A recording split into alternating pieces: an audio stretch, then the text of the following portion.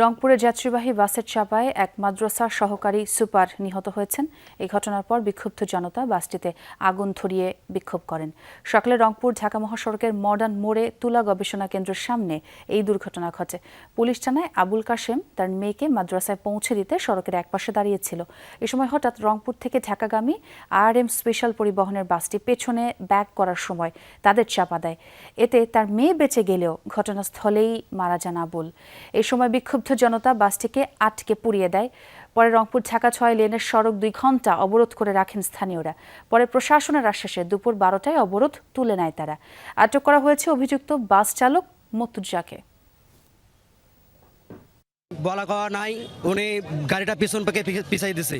পিছন থেকে পিছিয়ে দেওয়ার জন্য আমাদের আজকে আমরা অভিভাবক হারাইছি। কোনো সিগন্যাল ব্যতীত সে পিছন পাশে ব্যাক করে এবং ব্যাক করার কারণে এখানে আমার হুজুরের মর্মান্তিক মৃত্যু হয়। আমাদের রংপুরে ন্যূনতম একটা ফ্লাইওভার নাই, একটা ওভারব্রিজ নাই, মানুষের জনদুর্ভোগ এবং মডার্নে হাঁটা যায় না।